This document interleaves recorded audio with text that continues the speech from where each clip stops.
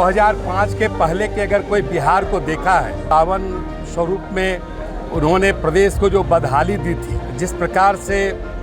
उनके घर में तूफान मचा हुआ है, लंका में जो रावण परिवार की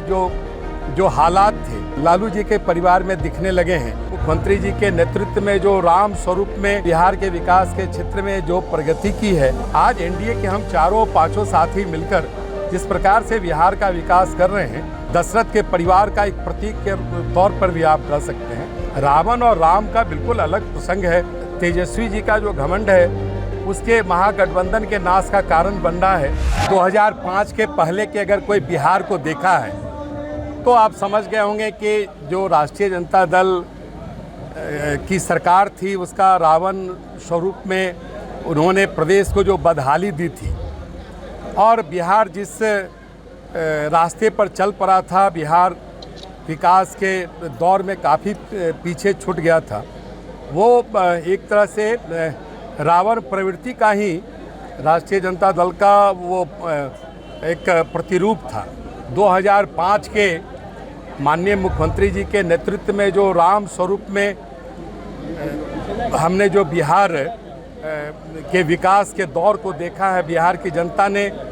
विकास के बहुआयामी दौर को जिन्होंने महसूस किया और बिहार ने आधारभूत संरचना के क्षेत्र में और बिहार के विकास के क्षेत्र में जो प्रगति की है, वो राम स्वरूप में ही हम सब इसको कर पाए हैं। और कुशल नेतृत्व हमारे बिहार के मुख्यमंत्री श्री नीतीश कुमार जी ने किया है। वास्तव में जिस प्रकार से उनके घर में तूफान मचा हुआ है, जिस प्रकार से भाइयों में विद्वेष घर कर लिया है, तो पूरे जो श्रीलंका में जो रावण परिवार की जो हालात थे, वो हालात आज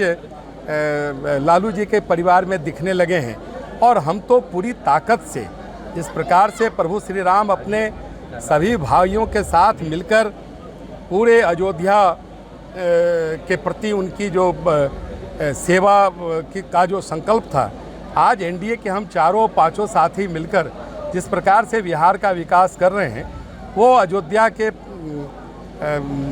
दशरथ के परिवार का एक प्रतीक के तौर पर भी आप कह सकते हैं। इसलिए वो देखिए, राजनीतिक हताशा में इस प्रकार की तुलना करते हैं। रावण और राम का बिल्कुल अलग प्रसंग है और वो हताशा में, क्योंकि राजनीतिक दृष्टि से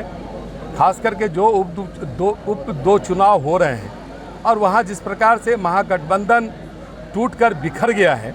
स्वाभाविक है कि वो और हताशा में हैं। और जानते हैं कि आने वाले दिनों में जो बिहार विधानसभा के 2 उपचुनाव होने हैं, उसमें क्या परिणाम आने वाला है, यही उनके लिए चिंता का कारण है। इसलिए राम और रावण से दूर रहकर रावण से भी उन्हें शिक्षा ग्रहण करना चाहिए कि जो घमंड है, रावण का घमंड है, उसके नाश का कारण बना, और तेजस्वी जी का जो घमंड है उसके महागठबंधन के नाश का कारण बन रहा है। और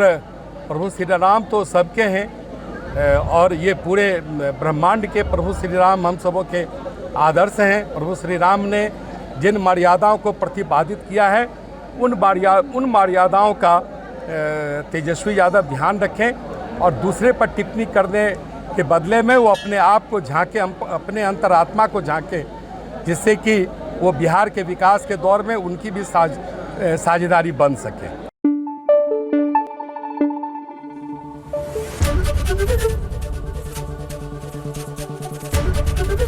एबीपी न्यूज़ आपको रखे आगे।